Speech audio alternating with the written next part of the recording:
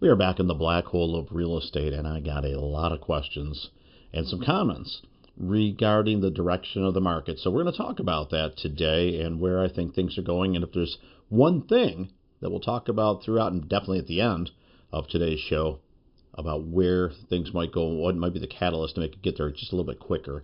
This is your host, Ron Wysakarski, for the black hole of real estate.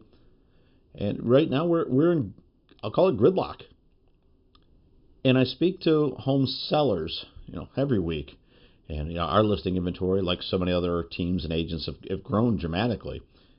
A few years ago, if you had a couple of listings or 5 listings that were active, that was really something. And now as you have 30-ish listings, or maybe even a little bit more at this point, they're taking longer to sell, which is very familiar to the market. I really got going in real estate around 2010. And I had the license a little bit before that. But back then, things would take 6 months to sell. You'd have to extend the listing a lot of times due to the short sales and just the market itself. So it took a lot longer back then, and we're seeing that now. And of course, as a home seller, you would like it to happen quicker. And as a buyer, you'd like to see even more inventory that's currently out there to have more to choose from. So we have this conundrum of everybody's watching, everybody's waiting, and a lot of the buyers they're on pause. So the conversation that I have with most sellers sounds a lot like, what should we do to get more interest in the property? And we go through the easy list, the things that sellers would like to do, avoiding the things that they should or have to do. Hey, let's do even more open houses. Let's increase the advertising. Let's change the description. Let's switch around the photos. Let's add a virtual tour. And I can kind of ping those down one by one right now. You can absolutely do an open house, but if the buyers are indifferent or pausing, and again, they're important and you should, do them where they make sense, but it's not necessarily the type of thing that's going to instantly spark interest in a home, especially if a home's been on the market for 30 or 60 days. An open house really doesn't do much. Now, if you're doing an open house like as part of a massive launch, the first 3, 4, 5 days of a listing, maybe you go on the market on Thursday, you heavily advertise, you do an open house on Saturday or Sunday or both, I can see that. But a month or two down the road, unless there's a dramatic difference in the offering of the home, that it's not necessarily going to land. And I hope that makes sense. Changing the wording and description around, moving the pictures around. If your first 3 pictures aren't a front photo, maybe an elevated front photo, a picture of the kitchen, pool, master bedroom, if that's not what you're showing in the first place, then I would switch to those. But if you have those at the beginning, a picture of the home office or the garage isn't necessarily going to attract a different buyer. Now, we can also change the description, but quite honestly, does everybody read every word of the description?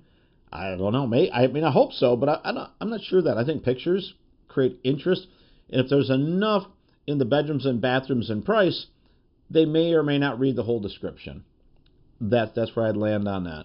So as we work our way through this list of the things that a seller would like an agent to do, what I find is most of them, well-intended, are way off the mark and not necessarily even remotely effective. We're just moving deck chairs around the Titanic, as they say. Now, the most effective things that we can look at from a home seller's perspective, what could spur something in this market, there's 3, 4 things, and we talk about them all the time. So location. We can't change the location, but we can accentuate the positive aspects of the location. Now, if there's a deficiency about the location, we've got to make up for it in one of the other 3 areas. So the second area is property condition. Is it A1 condition with all the receipts, everything recently tested, maybe a pre-inspection done, and all those documents available? Okay, that would be superior condition. That could offset a less than perfect location. But if there's less than that, how close is it to turnkey? And if it's a fixer-upper, well, now you've got to reflect somewhere that it's a fixer-upper, and location won't overcome fixer-upper. So now, if we can't solve the location with condition, and the condition is such that we can't solve it with location, that leaves us just 2 other levers. So marketing, absolutely. And if it's on some sort of an MLS, it's likely syndicated to all the portals out there. So the Zillows and the Realtor.coms and those places, most MLS are going to syndicate, or most agents will have a way to syndicate to those. So the marketing's already out there. And as far as, writing the ad in the New York Times, or something like that, probably not going to land. And as far as the open house, I think we kind of covered that. Unless it's part of a marketing blitz when you reopen, the door to selling a house, either through the initial offering or the next thing coming. Guess what? The real lever is price. Because price can overcome the condition of the property. Price can overcome a less than perfect location. And price, if it's been on the market for 30 days and it's not under contract, that's an indication of market. And they're speaking loud and clear. Your price is not matching the offering in today's market. So the biggest leverage that you are going to have is price. Because now price can affect an inferior location. It can absolutely affect inferior condition. And it could overcome inferior marketing. Now, I would argue that you should have superior marketing in this type of situation. The market that we're in, to get any looks, you can easily get out marketed unless you've got professional quality photos and anything else, and professional write-ups. That's almost a given. Unless it's superiorly priced or amazing location.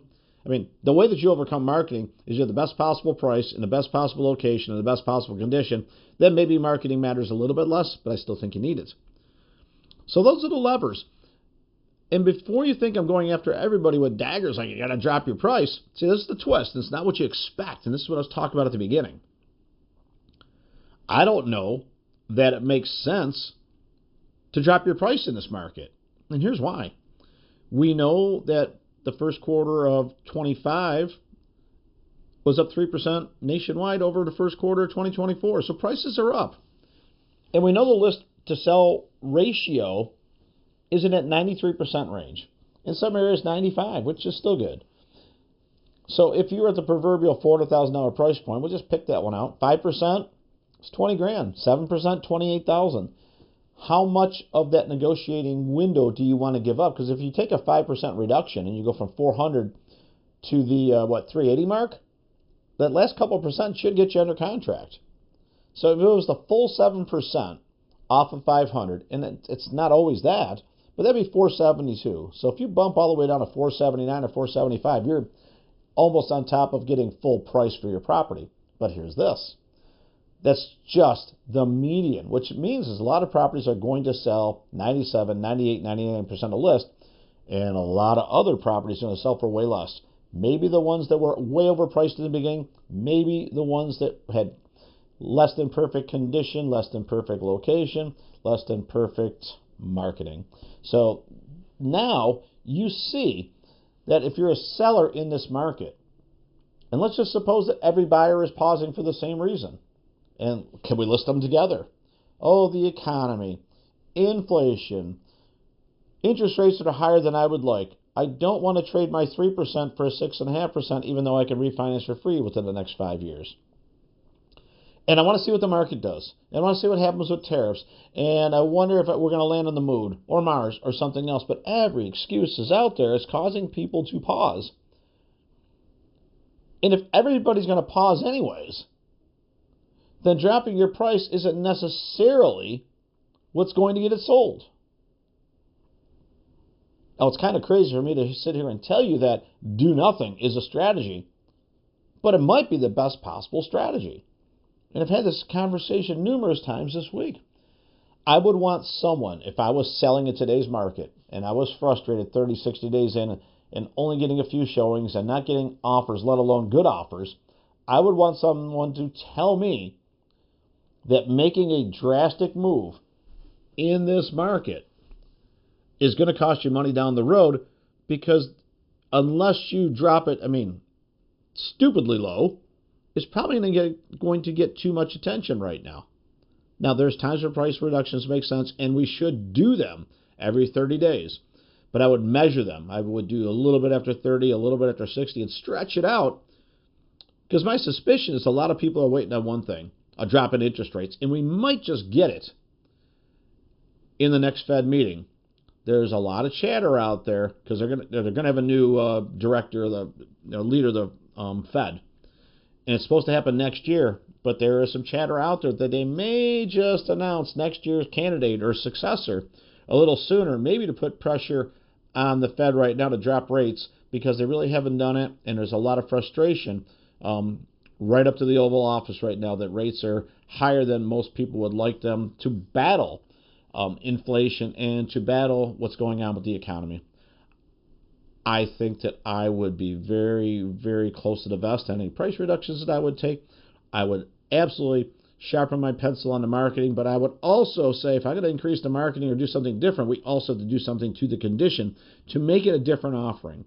And if you really want to, finish this off, can't change the location, but we can change the condition, we can change the marketing, we can change the price. And the force multiplier of doing all three, that would make it like a brand new listing.